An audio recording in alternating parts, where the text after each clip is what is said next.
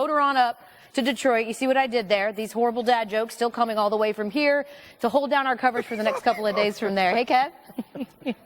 We are almost ready to go, just over 26 hours away from the first pick. And, of course, the Bears are on the clock. Adam Schefter is standing by with the latest draft buzz. We got Louis Riddick. We got Booger McFarland. We also had the College Game Day crew with Nick Saban joining us here on the set. Let's start with the Bears and that #1 pick. And they have been, again, on the clock the entire offseason. Caleb Williams. That quarterback remains the heavy favorite to be taken #1 overall. The USC star and the 2022 Heisman winner spoke today about his dinner with some Bears players earlier this week. Listen to this. It was great. It was really just to get around the players.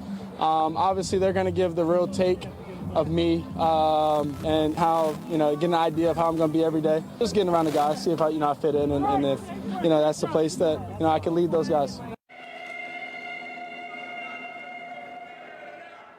Okay, we've got some intrigue at #2. The Commanders, with new ownership, a new GM, and a new coaching staff last week, they turned some heads when they hosted 4 quarterbacks at the same time, including 2023 Heisman winner Jaden Daniels, who has been projected to go to Washington tomorrow night. Kimberly A. Martin is on the scene with more. Commanders GM Adam Peters told me that a few times over the past couple of months, he's woken up so stressed about the process that he couldn't go back to sleep.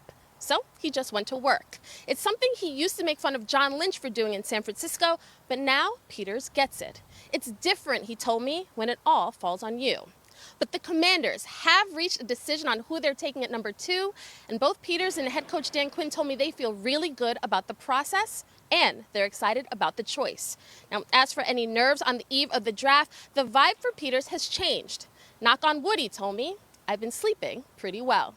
With the Commanders, Kimberly Martin, ESPN. Sleep well, too.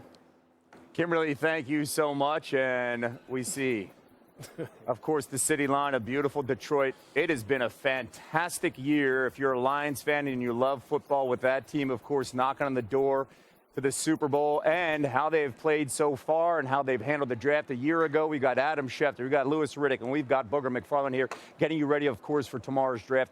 Schefter, let's just start at the gate here. The top storylines heading in, and let's start with the team to watch in your mind. Well, the team to watch right now in my mind would be the New England Patriots. They're sitting there at #3 after the Bears, after the Commanders, and they get to determine whether they pick the next quarterback in line or whether they want to trade that pick to the Minnesota Vikings or New York Giants. Those are the two teams that have expressed an interest in coming up. But the Patriots have a decision to make. Do they want to go take their quarterback, Drake May or J.J. McCarthy? Both have support within the building. Or do they want to get a lot of compensation in return? The Vikings are more desperate. They have more ammunition. But the Giants are closer.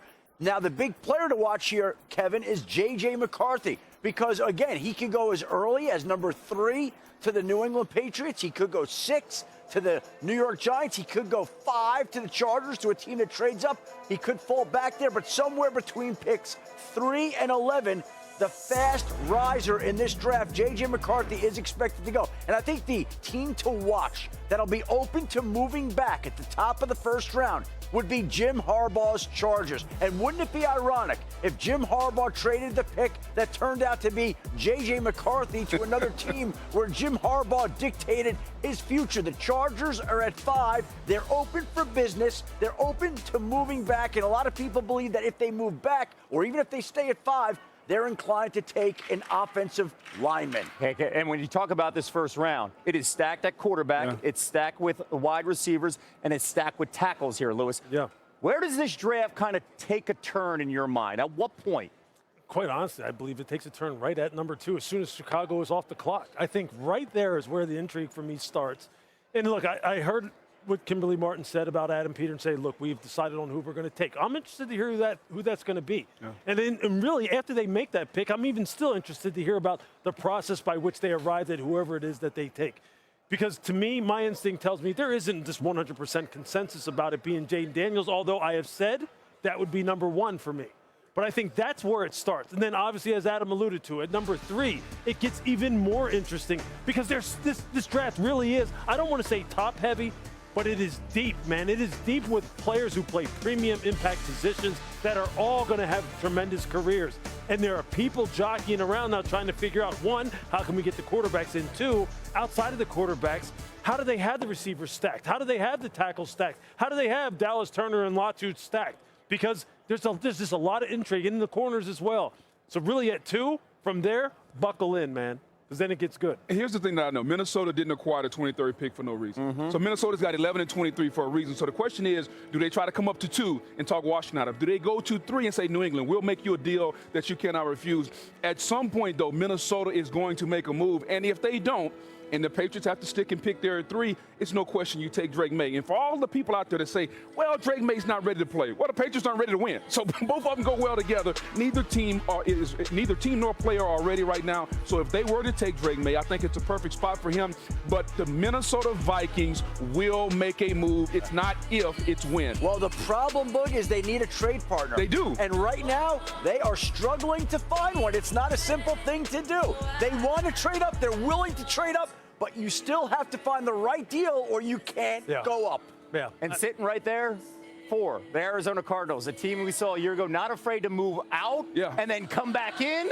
We'll see if they are a mover and shaker. And he's just looking at me. Schefter's looking at me, and I'm just keeping an eye on number 5 in the Chargers and Jim Harbaugh. It feels like he controls the night and the way this draft shakes out. That would be so for all cool. the drama. Wouldn't it? And you get it on ESPN and ABC as the draft is coming your way here as we are setting the tone in Detroit. And also, the top pick apparently is locked in. We've got the college game days coming your way. Kirk Herbstreit has a draft day surprise that could catch us all off guard. Nick Saban standing by and joining us live. Elle, back to you.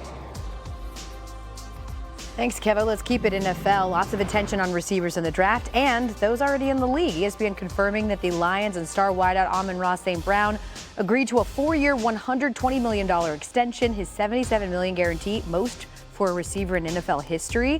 With the market set players like Justin Jefferson, CeeDee Lamb, Jamar Chase, they should all have really big smiles on their faces right now. The 3 headline a group of really talented receivers that are all set to sign an extension in the very near future. Also featured in this group, the Niners, Brandon Ayuk, and Miami's Jalen Waddle.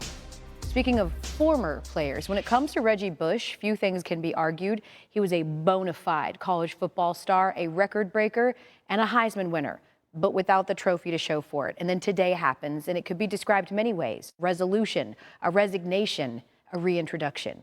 Coley Harvey has more in tonight's SportsCenter report. 2005, Reggie Bush was on top of the college football world, crowned the sport's best player that year. But 5 years later, embroiled in a scandal at his alma mater, Bush had to forfeit his trophy.